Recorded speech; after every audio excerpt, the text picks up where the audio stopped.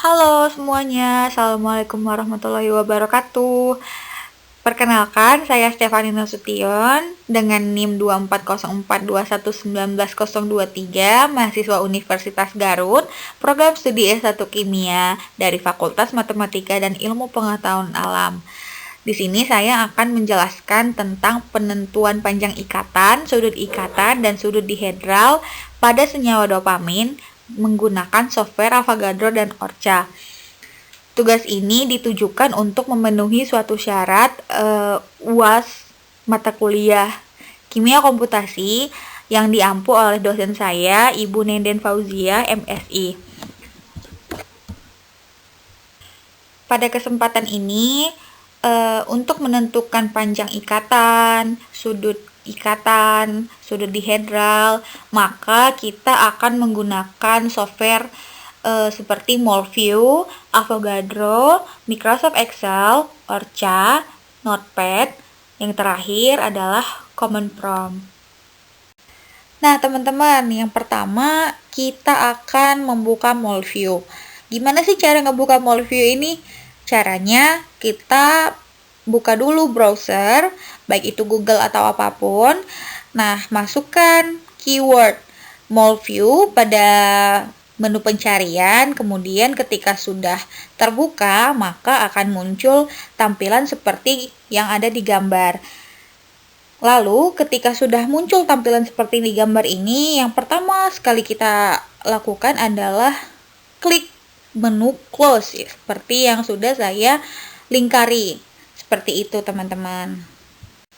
Karena kita akan menentukan panjang ikatan, sudut ikatan, dan sudut dihedral dari senyawa dopamin, pada menu pencarian masukkan keyword dopamin, kemudian klik enter, maka muncullah tampilan seperti ini. Kemudian kita klik lagi di menu tools. Nanti ketika sudah muncul, maka akan terlihat dan kita pilih di bagian chemical data di information card untuk melihat informasi dari senyawa dopamin ini. Maka muncullah bentuk information card seperti yang tertera pada slide ini, baik itu dari penjelasan tentang apa sih dopamin itu, terus juga rumusnya, terus berat molekul, sampai dengan komposisi dari senyawa dopamin tersebut. Seperti itu. Lanjut, kita akan menyimpan bentuk mol file dari dopamin, yaitu dengan cara klik tools. Nah, nanti ketika kita mengklik tools akan muncul beberapa menu. Nah, pada menu export pilih menu mol file yang seperti ada tanda downloadnya, itu untuk mendownload file mol dari dopamin yang akan kita gunakan pada tahap berikutnya. Setelah dari Molview, kita akan beralih ke aplikasi Avogadro. Nah, pada aplikasi Avogadro, hal yang pertama kita lakukan adalah membuka kembali mol file dopamin yang sudah kita download di Molview di aplikasi Avogadro. Caranya, klik pada pilihan toolbarnya ada open, nanti pas sudah terbuka akan muncul tampilan seperti ini. Kemudian pilih dopamin.mol, itu nama filenya. Nanti kita open, maka muncullah gambar seperti di next slide yang akan saya jelaskan selanjutnya. Maka tampilan dari file dopamin.mol yang kita buka di Avogadro tadi muncullah seperti ini. Jadi tampilannya itu ada tertera bentuk molekulnya dan sebagainya. Seperti kita membuka Avogadro pada umumnya, cuma dia agak lebih presisi gitu bentuk si molekulnya di file ini, seperti itu. Kita kan ingin melihat panjang ikatan, sudut ikatan, dan sudut dihedral. Nah, Yang pertama, tentu saja panjang ikatannya dulu kan. Nah, panjang ikatan itu gimana sih lihatnya? Cara ngelihatnya itu kita pilih aja view. Nanti setelah kita klik view akan muncul properties. Nah, seperti yang ada di slide itu paling bawah. Nah, ketika kita klik lagi propertiesnya akan muncul beberapa pilihan lagi. Nah, karena kita ingin melihat panjang ikatan, pilih bond properties. Ini adalah tampilan setelah kita mengklik bond properties tadi. Jadi di pilihan bond properties ini terdapat informasi baik itu ikatan apa saja, terus dari tipe start atom, end atom, bond order, rollable, sampai literaturnya semua sudah tertera. Dan pada dopamin terdapat 22 ikatan di bond propertiesnya. Sama tahapannya seperti kita akan melihat panjang ikatan, begitu juga kita akan melihat angle propertiesnya atau sudut ikatannya dengan cara klik view, lalu kemudian property, lalu kita pilih angle property. Sama seperti kita melihat penentuan panjang ikatan tadi, begitu pula dengan sudut ikatan ini tetap sama, tetap tertera informasi tentang ada berapa sudut yang terbentuk, terus juga ada tipe, start atom, vertex, end atom, sampai literatur dari sudut ikatan tersebut. Masih dengan tahapan yang sama seperti penentuan panjang ikatan dan sudut ikatan, maka penentuan sudut dihedral juga pun seperti itu. Masih dengan kita mengklik view terus ke menu properties, tetapi pilih torsion properties. Maka akan muncul informasi tentang sudut dihedral tersebut. Ada berapa sudut dihedral yang terbentuk, tipe, sampai literaturnya. Setelah kita melihat panjang ikatan, sudut dihedral, dan kita juga sudah mengetahui informasi-informasi dari itu semua, maka berikutnya kita akan pindahkan informasi tersebut ke Excel. Jadi yang dipindahkan ke Excel itu ada berupa panjang ikatannya ada berapa gitu, terus juga start atomnya sampai end atomnya kita jadikan di satu kolom yang sama. Dan yang terakhir yang perlu kita input ke dalam Excel adalah literatur dari ketiga itu tadi, seperti yang sudah tertera pada slide ini contohnya. Selanjutnya nih teman-teman, kan kita ingin mengkomputasi senyawa dopamin. Nah, ketika tadi kita sudah mendownload dari MolView mol filenya dopamin tersebut, terus juga kita sudah melihat informasi tentang panjang ikatan, sudut ikatan, terus juga sudut dihedral, lalu kemudian kita salin, kita input ke Excel data-data yang diperlukan. Maka selanjutnya untuk mengkomputasi, hal yang pertama kita akan lakukan adalah membuka kembali file dopamin mol yang tadi kita download. Ketika kita sudah membuka file dopamin.mol pada Avogadro, maka teman-teman tinggal pilih pada toolbar extension, lalu kemudian maka muncul menu ORCA dan generate ORCA input. Yang akan kita lihat ketika kita sudah mengklik generate ORCA input itu tampilannya akan seperti ini. Maka muncullah seperti kayak codingan, kode-kode sudut yang tadi sudah kita input di Excel, literatur dan sebagainya. Ini saya blok untuk memperjelas dan akan kita pakai di step berikutnya. Step selanjutnya nih teman-teman, kita akan memindahkan apa yang kita copy tadi di menu General Orca Input tadi ke Notepad dan nanti kita copy paste di Notepad. Sesudah kita copy paste di Notepad, maka dia muncul seperti ini. Nah, ada yang saya lingkari merah seperti tulisan RHF SPDEF2 strip SVP, itu nanti akan kita ganti dengan seperti katakanlah rumus yang lain gitu. Ini tahapan awal untuk kita mengkomputasi. Ganti RHF yang tadi menjadi B3LYP6-31G buka kurung D tutup kurung spasi OPT spasi FREQ. Setelah penggantian RHF menjadi B3LP tadi, maka selanjutnya kita harus menyimpan file tersebut dengan nama dopamin, yaitu nama senyawa yang akan kita komputasi, .inp untuk memudahkan. Kita mengganti codingnya sudah, kita menyimpan filenya sudah, lalu yang selanjutnya kita masuk ke software command prompt.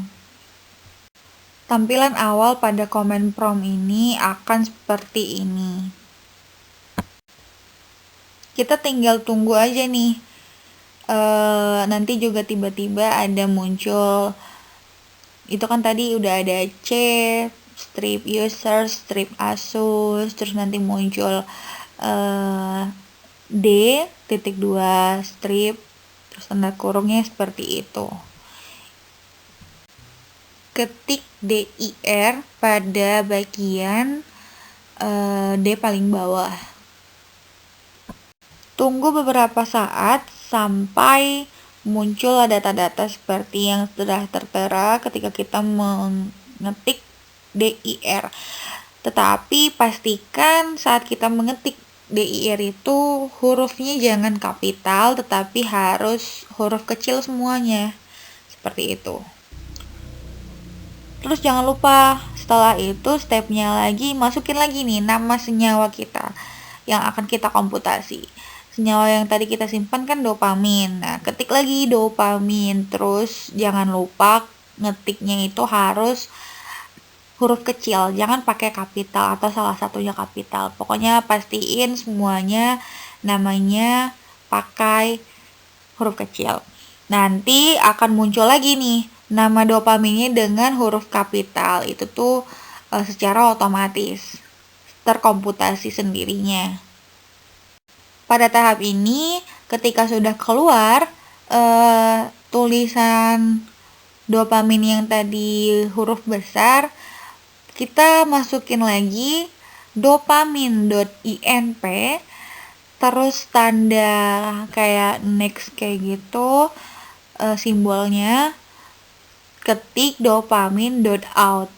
Jadi kayak in dan out, nanti biar kita mendapatkan hasil komputasi si dopamin ini, baik itu data yang sudah kita input, maka biar keluar nih hasilnya, yaitu nanti berbentuk file-file yang akan tersimpan sendirinya di dokumen yang ada di laptop kita.